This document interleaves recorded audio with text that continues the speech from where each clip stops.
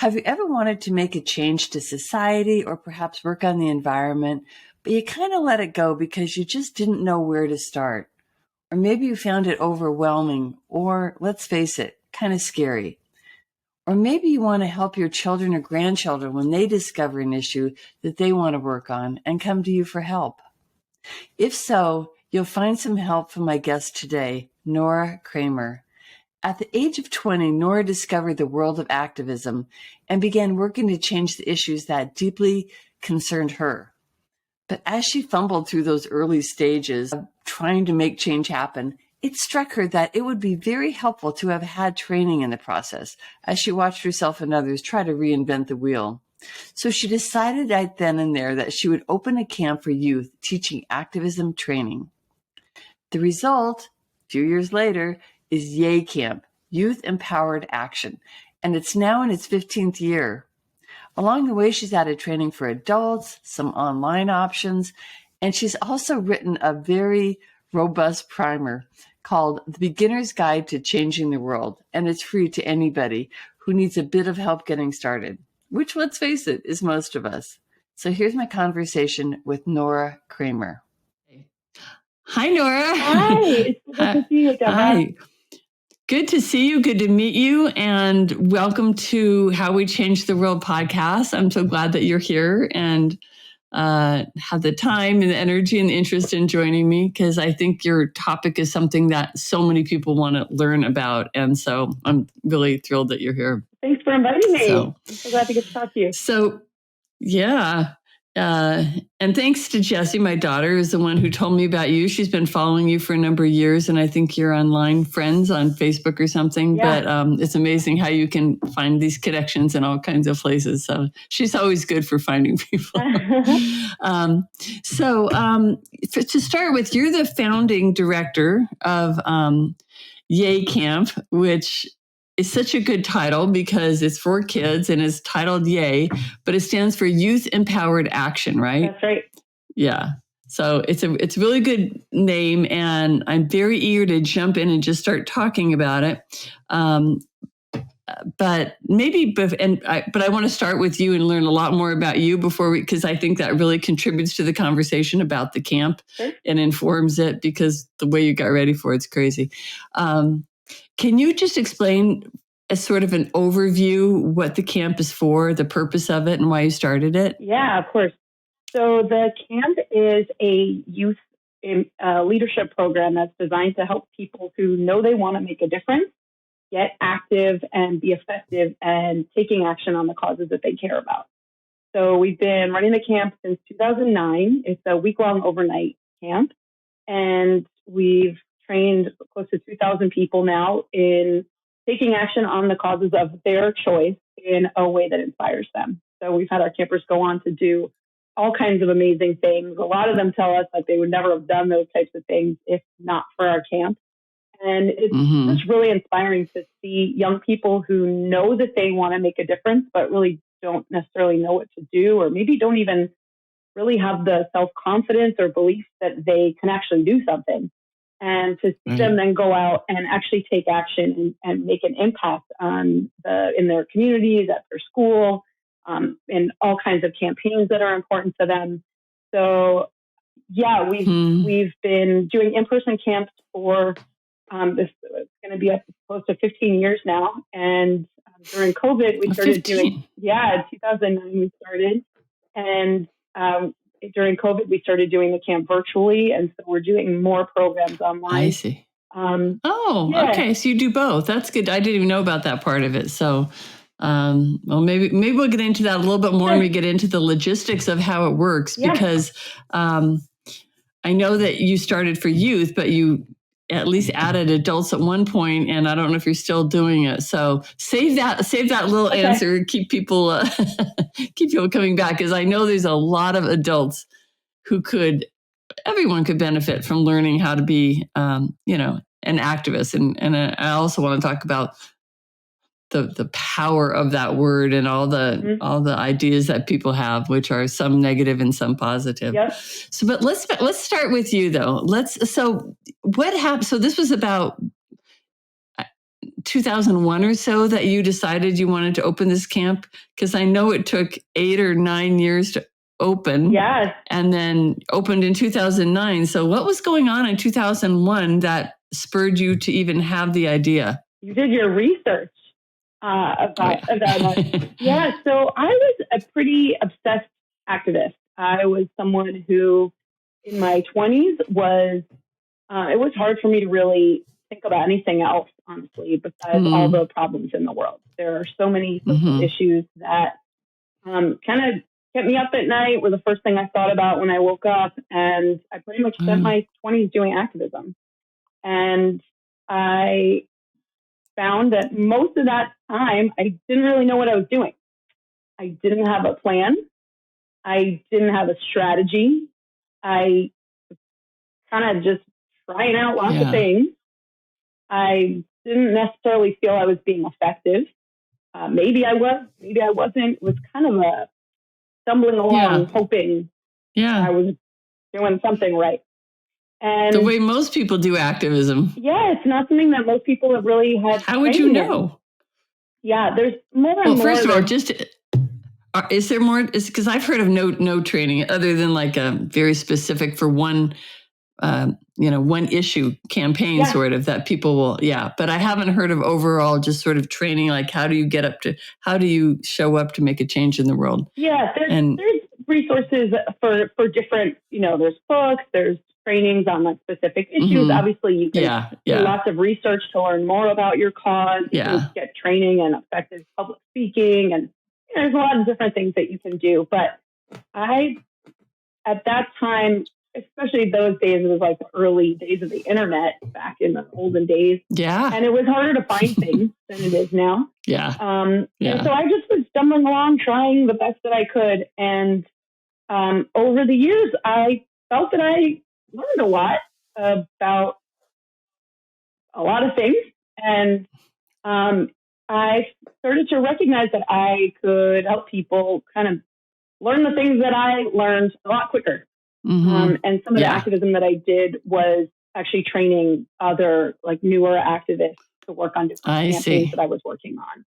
So just what kind of campaigns were you interested in then? Yeah, so I worked on several ballot measures, several statewide ballot initiatives where my job was overseeing the signature gathering conducted by volunteers to make sure that we got enough signatures to qualify for the ballot in different states. Yeah. And so that involved doing a lot of trainings for people who were, especially people who were nervous or terrified, going up to random strangers on the street and asking them to sign this petition. Yeah. And not easy. Yeah. It's simple, but it's not easy for a lot of people. Not easy. Yeah. And somehow I got over my fear of doing that type of thing. It's not like that just naturally came easily to me, but I did it for years, gathering signatures or passing out leaflets, tabling, doing all kinds of things, speaking to schools. And I just became comfortable enough with the process of overcoming the social, anxiety or discomfort of going up to random strangers and having them ask you questions you might worry that you don't know the answer to, or having them say no, or having them be rude to you, or dropping your clipboard in front of all these people, which I definitely did. Well, and those things do happen, but it's expecting it, I guess, and getting prepared to know how to respond. Yeah, and I think honestly, the fear is bigger than what worst case scenario really is. What's the worst thing that can happen? If someone says no, or someone's rude, or like who cares, right? So I'm doing a lot of activism, and also seeing a lot of the barriers to entry, I would say, for activists. There's a lot of people who care about different causes, and they're not really doing very much about them. And I think it is pretty hard to get active. And so, and I really actually, we'll talk about the handbook that you have, but you really do help people with that piece of it. So I'd love to spend a little time on what those barriers are, because that book is like gold. Oh, thank you.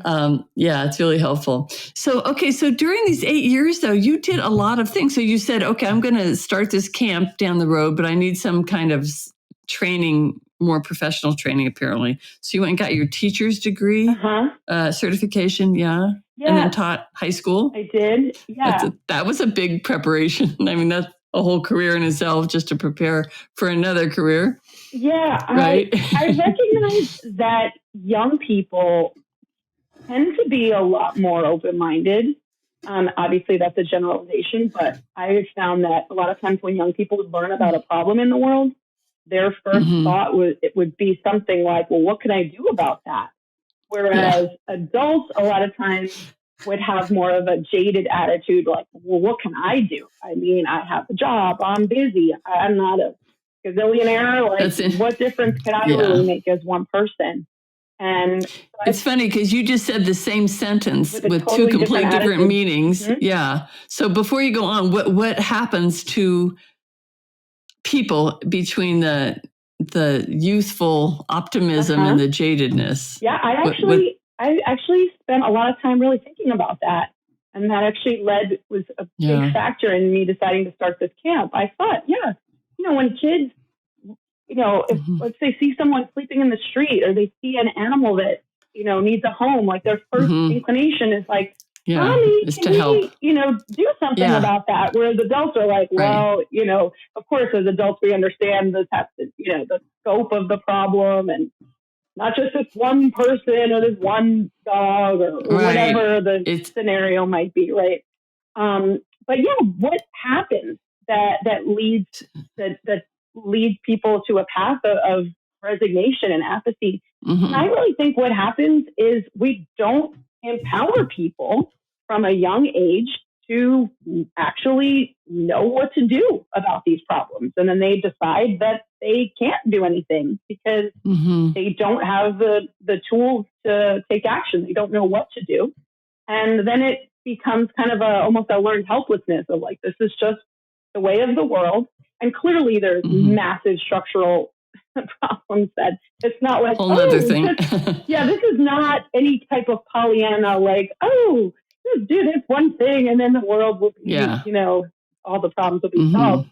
But it's, I think when people don't have the tools from a young age, once they're recognizing that there's a problem and they want to do something about it, if they're not empowered to take action, it's a logical conclusion that, well, I guess that's just how the world is. And then as we continue along not taking action, it becomes sort of, we kind of close ourselves off. It becomes a habit. Yeah. And we stop even really being in an inquiry for what we can do. It's just, that's a very strong point. We stop asking about it. Yeah. You also understand that, like, if you see a homeless person, it's not just about that person had a bad life. You start looking at how massive the structures and the systems are that and the lack of help. Yeah. So it becomes like, well, then I'll have to take on the whole government, or I'll have to take on. Whereas if you're a student, you just think, oh, maybe I can give that guy a home. But as you become an adult, you see the complexity of the whole situation, and probably gets a little bit daunting. I think that I've experienced that. Definitely. I think one of the biggest problems is as we recognize how gigantic any social issue is, we as one person can feel, really inadequate or unable as one person to significantly impact that cause. And so then it's, a tendency that we might have to just say, well, I guess I shouldn't do anything because I can't single-handedly stop climate change. Or I can't single-handedly, provide homes for all of the people who need one or whatever the cause is, right? And I think we just need to accept that, as one person, you are not going to be able to solve any one massive issue, but we're not all going to do something, but each of us who cares have the opportunity to take action. And over the course of our lives, and each person that we can hopefully, bring along the way, and who's taking action as well, we can, move things in the right direction. So maybe we're not going to solve 100% some problem in the world, but we can make a difference in all kinds of ways. And that's not something to be discounted. Yeah. Well, I think that people do realize later on too that is literally the only thing that does make a difference is one person starting it.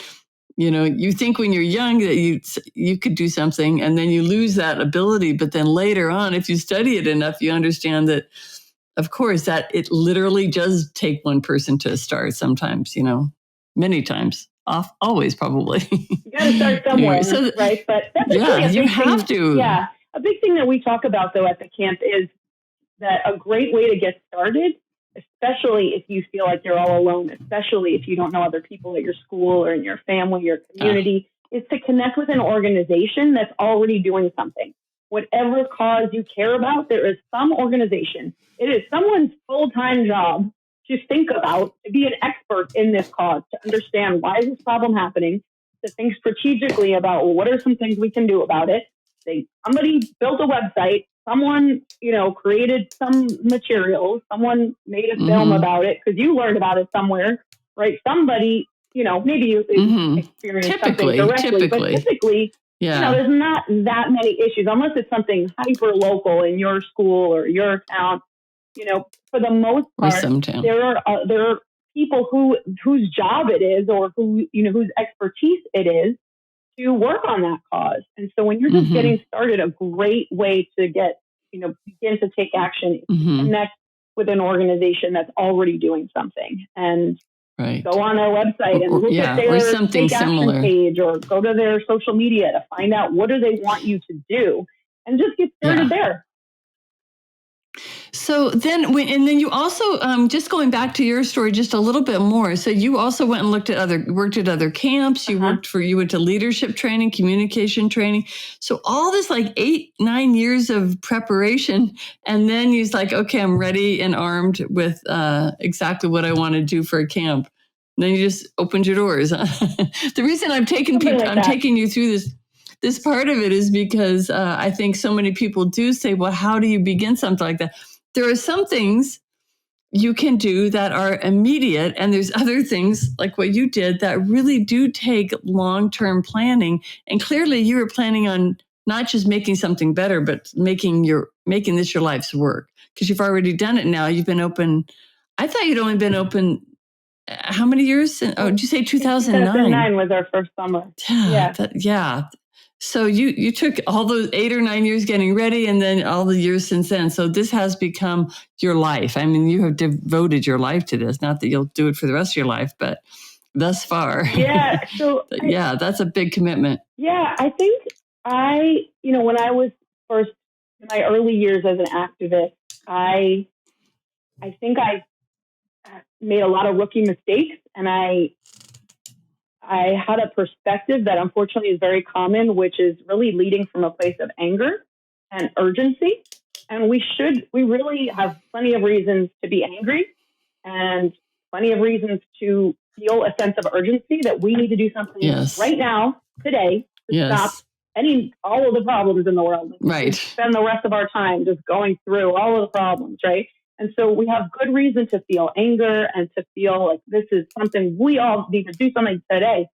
And I found that was typically without harnessing those strong emotions, I was not being as effective. And I don't think that I think I knew deep down that I wasn't ready to lead the camp that I wanted to exist. I see. I didn't feel ready for it yet. I'd never been a camp director at that point. I'd worked at camp before, and I had for several years at that point had been volunteering at after school programs and doing some activism with youth. But I felt that it was important before I started. I was really taking it very seriously from the beginning. I didn't want to start something sounds like before I felt that I could make it the quality, the level that I wanted it to be. And it took a while. Yeah, well, it's impressive. So then, so getting into the logistics of the camp itself, it's for students 12 to 17, right? And you said a week, but it's really nine days, That's right? Right. Yeah, that's so a long Saturday time to the following Sunday overnight. Yeah. So that's a long time for a 12-year-old, but maybe not oppressively long. Some kids that age go the whole summer, are gone for 8 weeks of the summer. And some of them, it's the first time they've been away from home and they're, really nervous, and others is no big deal. But yeah. And it's boys and girls. Yeah. Right. Okay. And then as far as location, like this summer, I noticed you just opened it up for this summer's registration, right? Or recently. So that's in the Berkshires in Massachusetts. Yes. But I've seen other locations too. So is that at a different time, or is that in the past? This year we're only doing one session at that location in Western Mass. Over the years, we typically have done 3 sessions per summer in 3 locations each summer.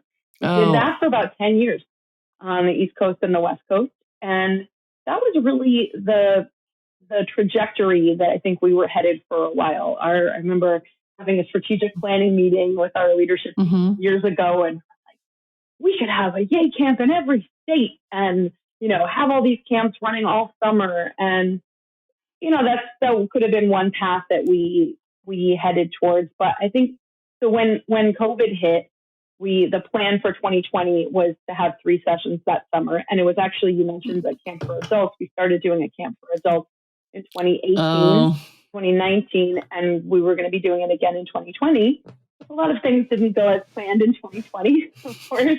So, a lot of plans got changed that year. Yeah, we weren't every person I talked to is like, that changed. Yeah, so we really reevaluated a lot of things, probably like most organizations in that year. We decided early on we could not, continue to plan to do an in-person camp that summer. And we brought together just over Zoom a bunch of maybe like 20 past campers and staff for some regular ongoing discussions and brainstorming sessions of like, okay, well, if we're not going to do camp in person, then what do we do? Like, what do we want to do? Nothing? Like, no, we knew we were going to do something. And from having a lot of planning and discussions, we recognized that, there was a lot of opportunity for us to do our programs in different ways. So we did the camp virtually for 2 summers with live meetings over Zoom. And that was great. I loved it. It was really fun and inspiring. And in fact, there were some things that we were able to do virtually that we're normally not able to do in person. I believe that. Yeah. Yeah. Guest speakers that wouldn't have been able to join us. Yeah. And we typically, that's interesting. We don't have great Wi-Fi necessarily at camp for everyone to be on their phones. And we also don't want them to be on their phones. So we were able to have people actually taking action together, virtually, as a community, which is fantastic. Yeah. And the more that we talk things through, the more that we have a very long list of possible ways that we can continue to expand our work online. So that's really, we've kind of decided that we're going to keep doing at least one session per summer in person, but we're scaling that back a little bit so that we can expand a lot to do way more. That's so online. Interesting. What's the capacity in the camp itself as far as number of kids? Each camp is small. We maxed out at about 50 campers or so. 50? Yeah. Oh, that's not so small. Well, there's camps that are very big, but all of our campers get really, a lot of very individual attention. Everybody knows everybody, and it's a very tight knit group. Well, no, 50 is quite a few actually to be managing. I've taken groups of kids overseas a lot, and at 19, it's like, oh my goodness, it's a lot. So 50 with that number of people. I can say. It's always fun, but it's a lot to manage. Yeah. You have a lot of responsibility, and 50 is quite a few actually. Yeah. Well, let's talk about a little bit about the students that have been there and what kinds of activities they've gone on to do. Yeah. I'm so many different things. So you have a few that you list on there that I could prime the pump, but if you have some, we can go with yours. Yeah, if you have some. Well, we've had campers do a lot of things when they're still in middle school or still in high school, things organizing that they've done at their school or on their campus. And then amazing things that they've done now that folks are older and have, aged out of the program as college students or as young adults or in their career. I bet that's fun to watch. That's very exciting. Yeah, so some of the younger ones, or while they're still in school, we've had some campers who have done a lot of organizing at their school. We had one camper who got rid of the styrofoam trays in her school cafeteria. I don't know if she was in middle school or high school at the time, but just imagine every single student, every single lunch multiplied by all of the years that they did that. Every student got their lunch on a styrofoam tray.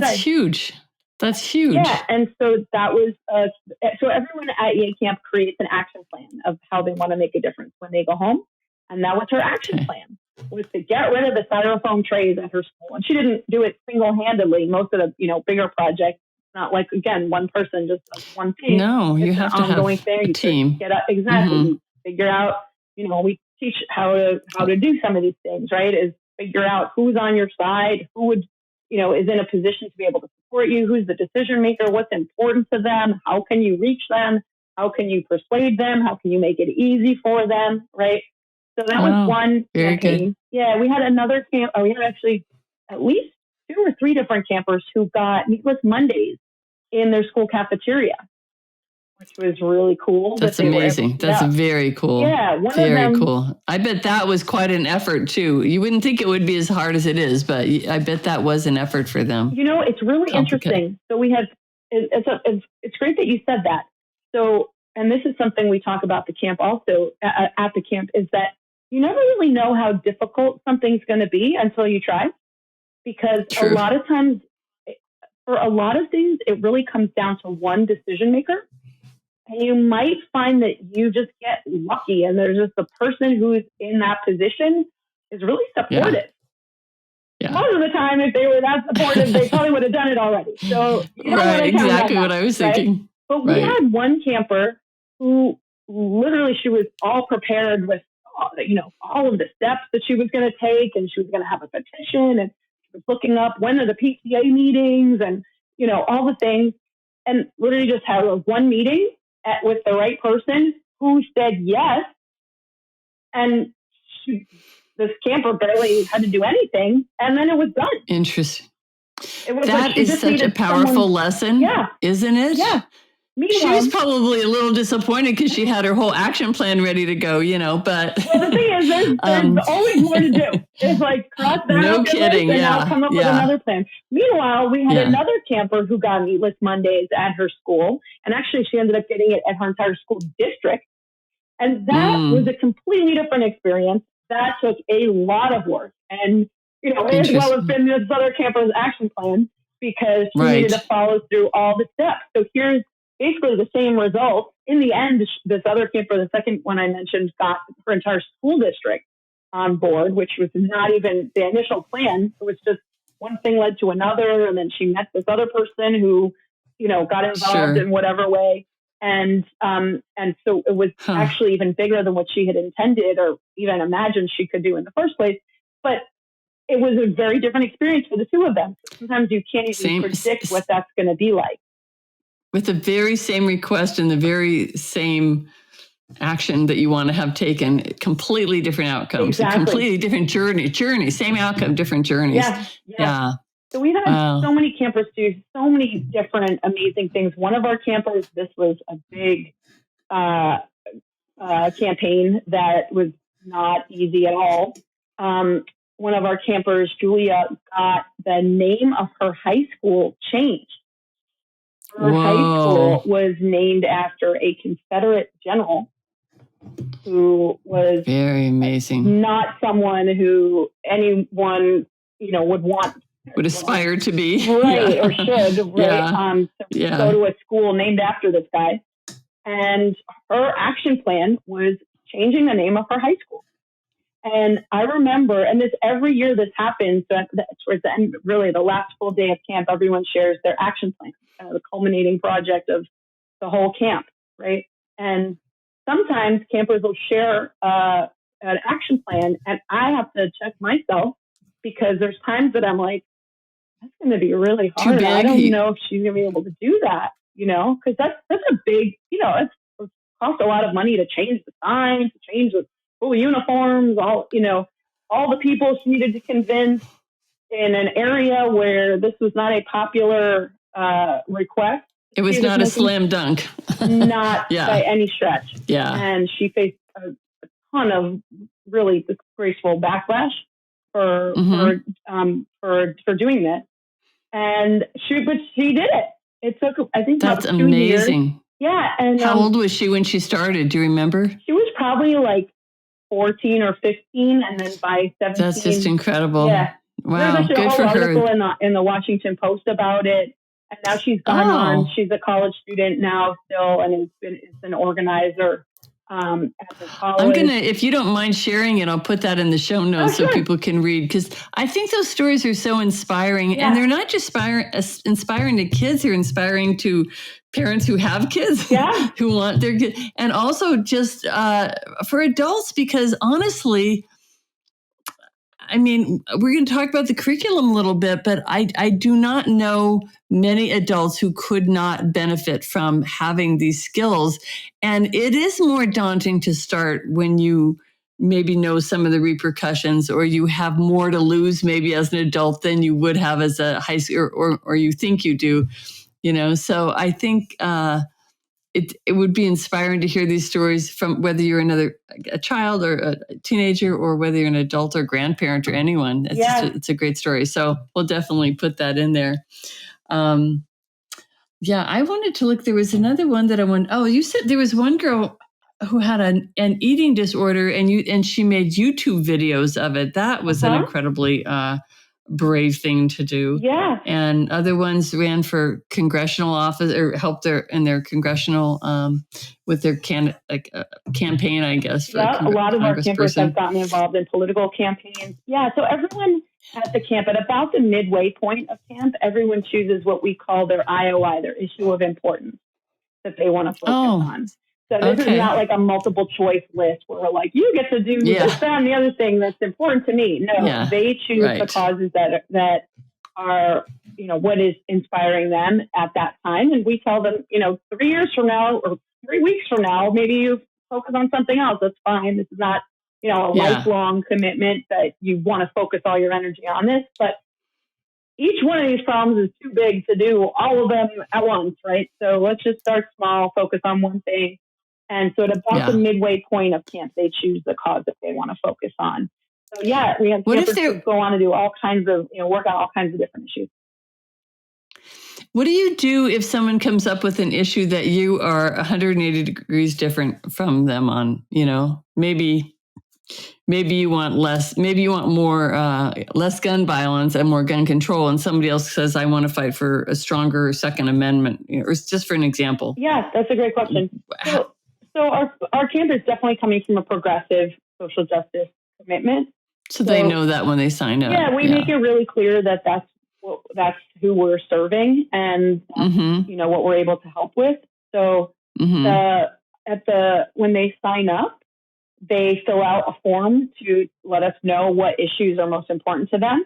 And it is possible, and it happens, it actually happens a lot, that people will, by the halfway point, like I said, is when they choose the issue that they ultimately want to focus on for the rest of the time. So sometimes they'll change their mind, and that's great. But usually they're changing their mind about the things that they're learning about at camp. So we really are as a self-selecting kind of program that the campers choose to, that they want to be part of it. Parents can't sign their kid up who doesn't want to be there, right? So we're learning about the campers. Oh, that's important. Yeah. Yeah, it's not like a YMCA camp that you just, as teenagers, they're making that choice. Sure. So as we're not trying to push people in any one direction, but there frankly are plenty of programs that the NRA funds, for your example, or there's plenty of programs that will support young people who are coming from a more right-wing perspective against abortion access, against LGBT plus equality. There's plenty of resources for them. So if folks who come from that bent want to be part of the A camp, we let them know that we're sorry, this is not, we're not able to help them with that. And if they seek out those other programs, we're not holding their hands up to direct them to those programs, but I'm sure they could find them if they find them. Well, sure. So what do you find to be the greatest barriers to people taking active? First of all, let's go back. I mentioned this earlier, but let's talk about the word activist or activism and what you think it means and what the general consensus or the general impression of it is, because it's often negative unless you are one. Yeah. Unfortunately. Yeah, I appreciate you asking about that. And it's something that we're very mindful of when we use that word. And in some cases, we avoid using that word because it means different things to different people. And we want to be responsible for what we're conveying. Right. I think for a lot of people, when they think of activism, they think of what they've seen on the news. And if you think about what's on the news, typically, there's a phrase, if it bleeds, it leads, right? Things that are more shocking or, people getting arrested or things that are, really controversial and someone maybe doing something wacky or, stopping traffic or illegal, getting arrested. Yeah.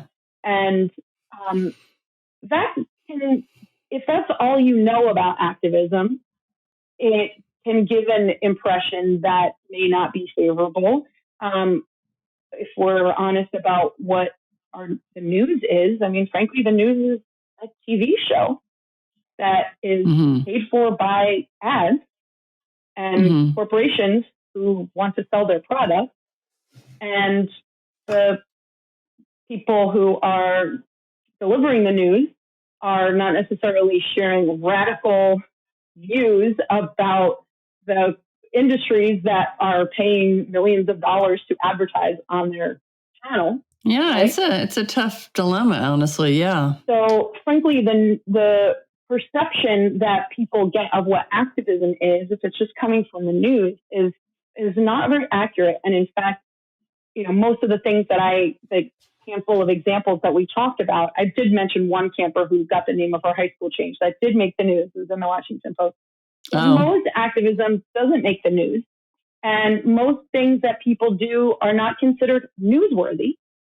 Right. And that's actually most activism. And if you add that all up, that is what brings about change. It's doing a lot of little things that don't make the news, that nobody ever hears about.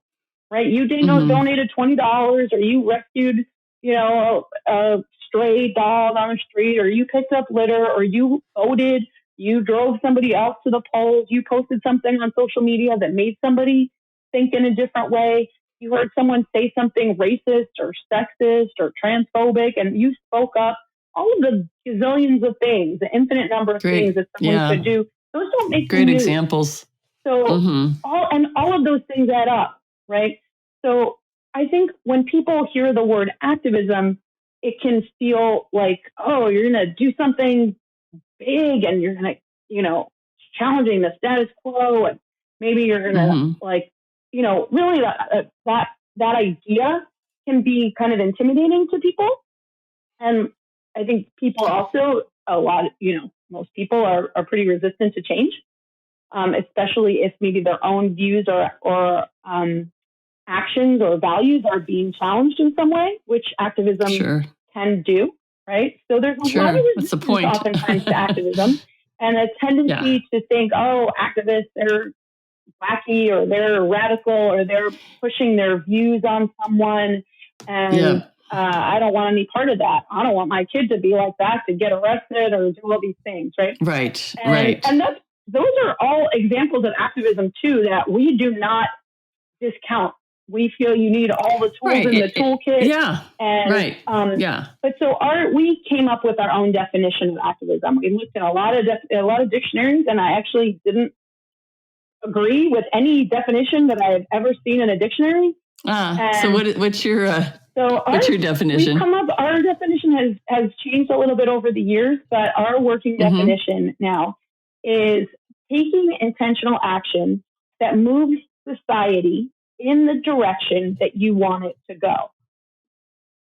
So taking intentional action to try to move society in the direction towards where you want it to go. That's hard to argue with. I can't find a flaw in that sentence. I mean, it's meant to be I don't know what the traditional. It's meant to be very comprehensive and very broad, right? It covers, if you see litter on the ground and you pick that up, in our definition, that's activism. You're moving society in the direction where you want it to go, that there's not litter on the ground that, is going to end up being swallowed by a fish or end up, creating a community where people don't respect, the space.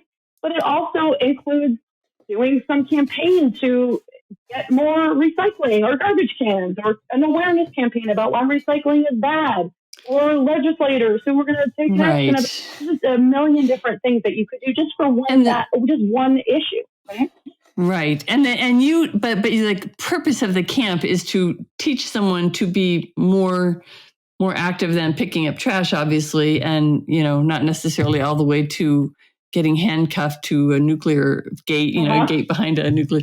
There's so many levels of it, but the intent of the camp is really to show the whole gamut of actions you can take. It's a continuum, right? Yeah. And so you're teaching them. I imagine they will all fall somewhere else at different times of their life on that continuum, from something like the minor to the major, or maybe they all stay in the middle. But we teach about we do a workshop called Activism 101, and one of the kind of most real basic things that we teach about is the way that we think about it is there's 4 levels of activism.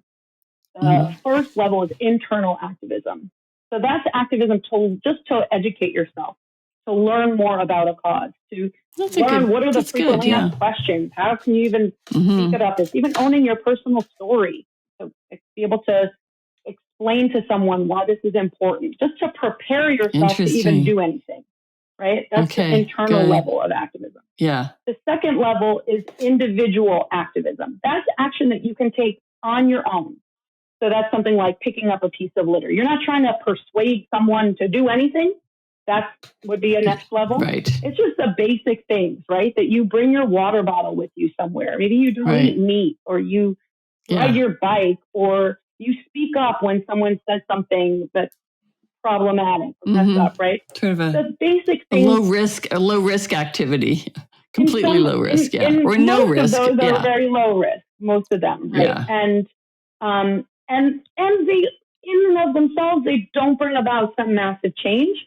But it's hard to bring about some massive change without a lot of people taking those individual actions, right? Those individual actions could be boycotting some company that, as long as they have this amount of money, they're going to keep doing the thing that they're doing, right? So taking individual action oftentimes creates the conditions where higher levels of activism can happen.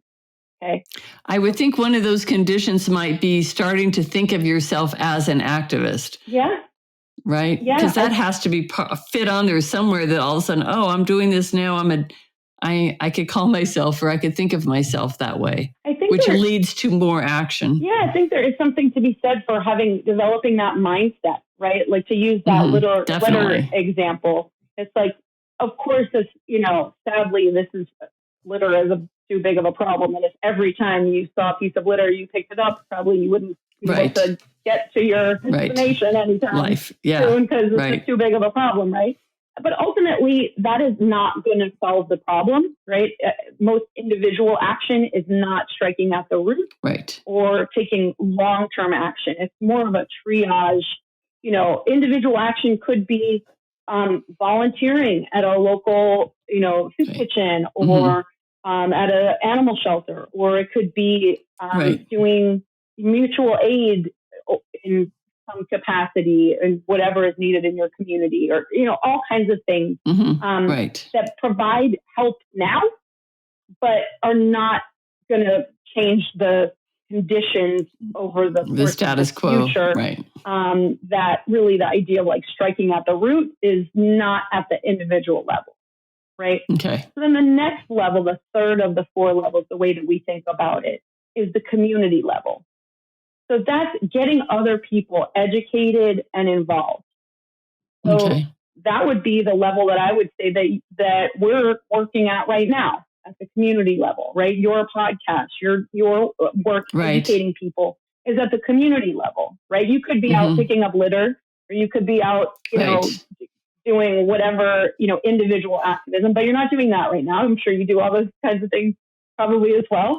Well, that's the point, is that you don't drop off those earlier levels, that you add on to them. Exactly. You don't stop picking up because you're doing this. You don't stop doing that. Yeah. Exactly. So now we're on a building.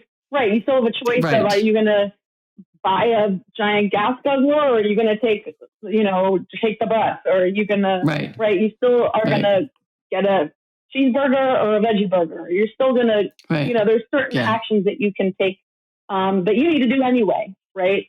But when you're operating at the community level, that's where you can start to see more exponential change. It's in a bigger ripple effect. Yeah. And so that could be anything from like, hey, Deborah, I'm going to do this thing. Want to come with me? And you said yes, and now we've just doubled our impact. Right. Or it could be, I do this thing and I post it on my Instagram or whatever, TikTok, Snapchat, whatever people use, and somebody else sees it. And it's like, I could do that too. Okay. Or I didn't even know that is a thing. What is that? Maybe it's sharing some documentary that you see that really impacts you. Maybe you see that you learn about some cause that I don't even know about, and it'll take you 2 seconds to just, post that. And I see it and I'm like, I didn't even know that was a thing. And then maybe I start going and taking action, especially with social media. Maybe someone I don't even know could post something, and then somebody else shares it. Definitely. Shares it. Yeah, definitely. Usually nowadays, Right. Yeah. And that maybe leads me to take action thanks to the actions of someone who will never know. I'll never know. Maybe the person, the director of some documentary, and that person will never hear that I took action because I saw their YouTube video or whatever, right? And I think that's not even the point, right? The point is just to get the action done, right? Absolutely. It's not the point, but it does make it more challenging for people to do activism because we don't see immediate results. Oh, I see. We're in a culture where we're used to some immediate gratification. You want to buy something, you push a button, and maybe it's at your door the next day, right? It's hard to see the results of our actions. And so it can be tempting when there's a million things that we could be doing at any given point. And we're going to get to some obstacles for people to getting involved. There are a lot of obstacles. Maybe the biggest one is just, there's lots of other things that we could be doing with our time that maybe are more fun, right? You could just be out, having dinner with your friends, or watching a movie that's not about some depressing cause, and there's an infinite number of things that we could do, right? Right. So when we're in this space of there being a lot of competition really for our attention or for our actions, it can be hard to know, are we even making a difference? And if we don't know if we're making a difference, it can be easier to just say, you know what, forget it. I'm not going to go to this protest. I'm not going to go to this meeting. Yeah. I'm not going to. It's always easier not to, for sure. Exactly. Right. I'm curious. Oh, there goes my thing. I'm curious about the fourth one. Yeah. So the fourth level is institutional change. So institutional change is where you see changes in laws, changes in leaders, changes in policy, changes in budget and taxes, changes that have a lasting legacy beyond the person who did the thing, right? Okay. So if we, help get new person elected into office, maybe they don't even know us, right? We donated to their campaign or got some people involved or volunteer, whatever we did. And now that person can now go and take some action that wasn't going to happen anyway, right? The examples that I gave of Meatless Mondays, or changing the name of the school, or getting rid of the styrofoam trays, those are all at the institutional level. Once those students graduated, they didn't change the name of the school back. That was still the name of the school. Right? I love that. That's a good point. Yeah. Okay, so that's really helpful to think about it in those terms, because it does help a person who's listening, or even myself listening to you, think, oh, okay, well, I've done steps 1, 2, 3, and now maybe I should start entertaining level 4. Like it kind of gives you some contextual help with it, I guess, because as I said earlier, once you start thinking of yourself a certain way, you start to feel more confident in your actions, I think. Mm-hmm. So once you know, oh, well, I'm already at the community level, it's not that much of a big deal to go and try to tackle something bigger.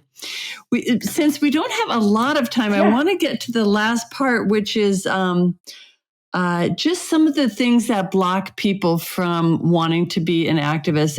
And one of the ones, I don't know if you mention it in your book, but is fear, just flat out fear.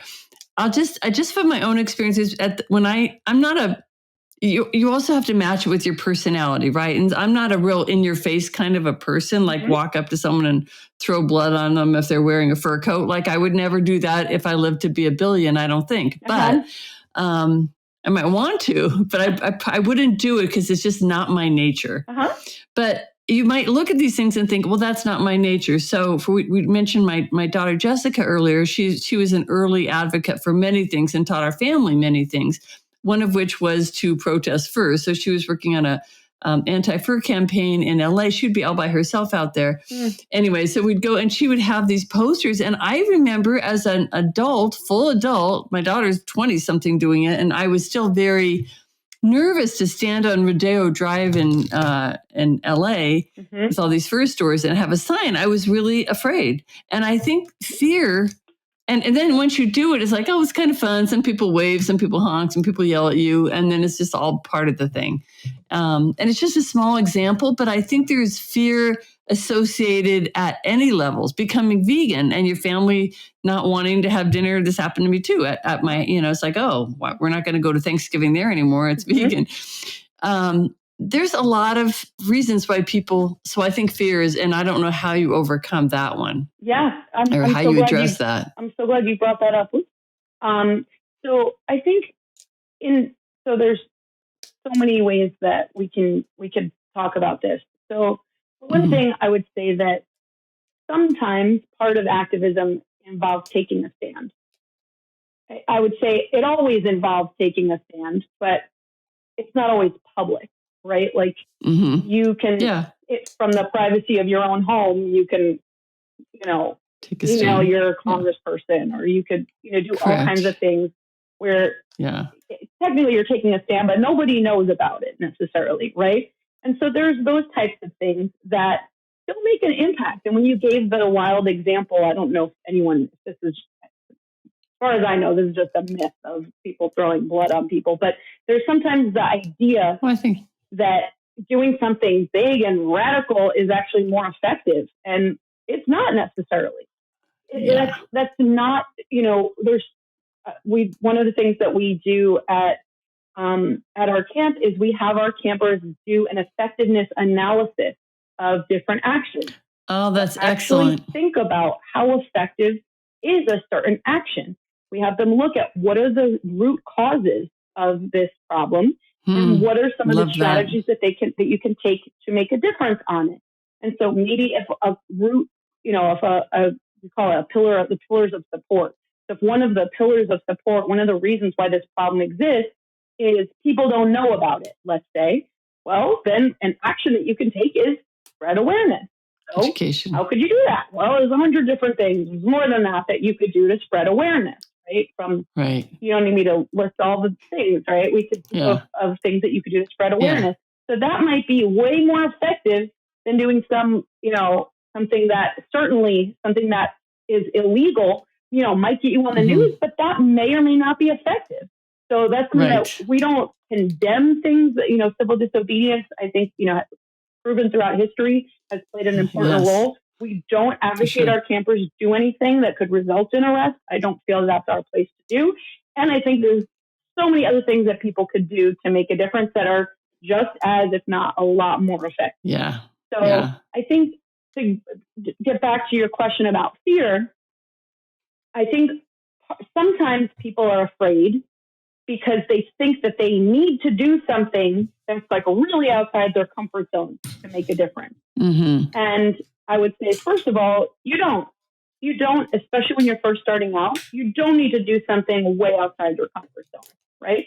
You can expand Right. a little bit Yeah. outside your comfort zone and keep going Yeah. a little bit more and keep expanding that, right? It's not necessarily the things that seem more flashy that necessarily even make a bigger impact, right? You can sit home and That's be very powerful. phone banking. It's a huge point. To get out the vote. Yeah. And, or text banking where you're not even talking to anybody, right? Yeah, that's true. So that's one thing. And then I would say another thing is that, every person throughout history who we look at as a hero, they took a stand and they dealt with a lot of fear probably to get themselves to do that. And so ultimately, I think if you look at the things in life that are the ways that we can get what we want, it typically involves moving towards fear, asking somebody out on a first date or to the prom, applying for a job or for a college you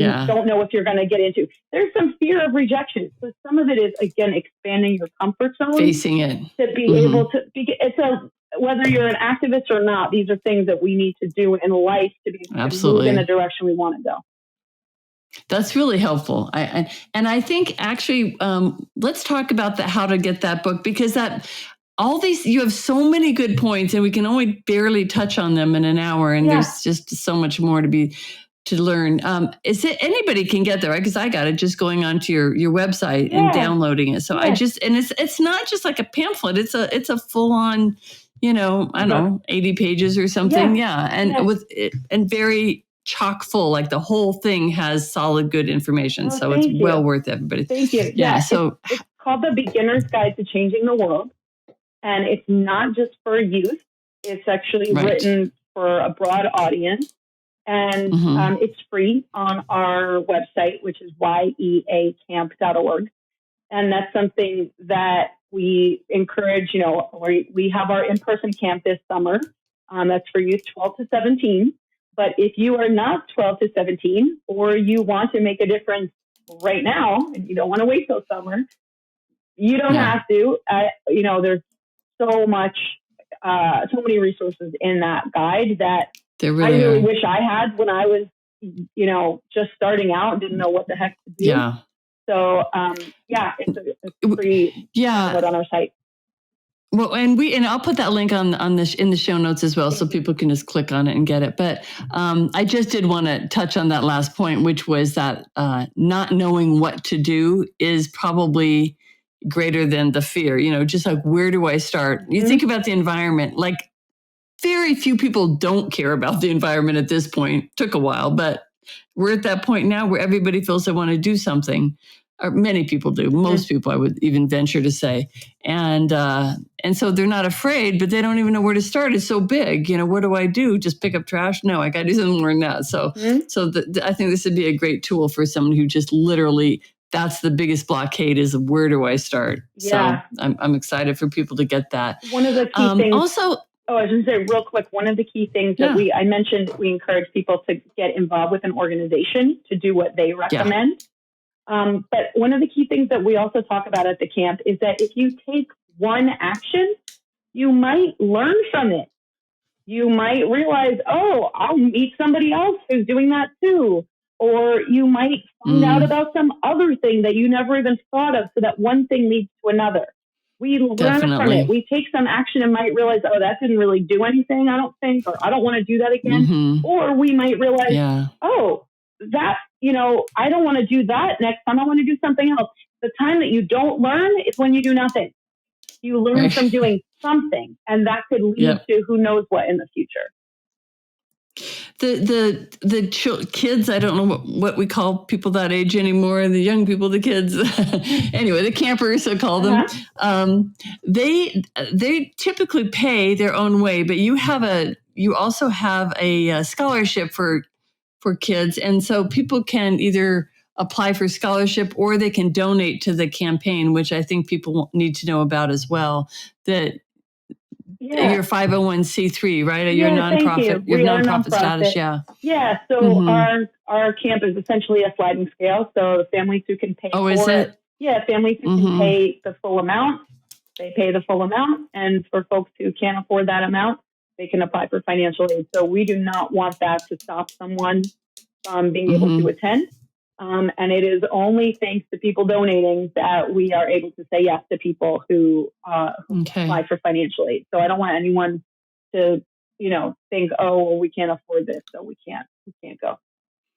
So, and they can apply right now, right? I mean, it's open as far as, and you have room still. Yeah. And does it usually fill up at a certain month, would you say? Is it going to fill up year soon? To year. It depends year to year, depending on how many sessions we've had and with COVID and such. But we would expect to fill up this summer. Yeah. Okay. All right. Well, we'll get next week. This will be up. So that'll give people, we're in February. That should give them some time to think about it and apply, because it just sounds fantastic. And I was something I would have given anything to do as a kid. Oh, thank you. Me too. And I would definitely encourage the adult camps in the future. Whether, first of all, adults all want to go to camp, so just there's that. I don't care what it's for. Just go be on a lake and stuff. That'd be nice. Yes. Have an excuse. But also, I just think there's a lot of people who would love to have these skills. So whether it's online or whether it's at camp, if I encourage people to follow it, because is that continuing now, or it's not? We haven't started up active right now. Yeah, we haven't started back up with the in-person camp for adults. That's something that we maybe we would offer that in the future.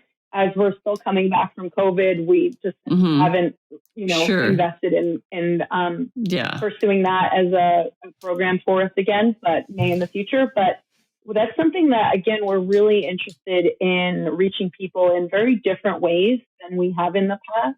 Yeah. We've got a lot of things in the works. So people follow us on their social media platforms and check out our website.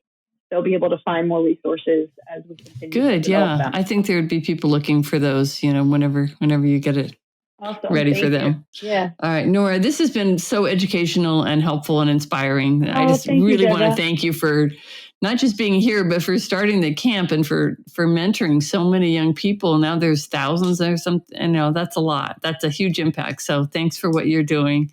Thank you so much for what you're doing. Thanks for inviting me to be part of it. This part's easy. That's how I feel about the camp. It's my pleasure to get to do it. It's not always easy, but it's a pleasure.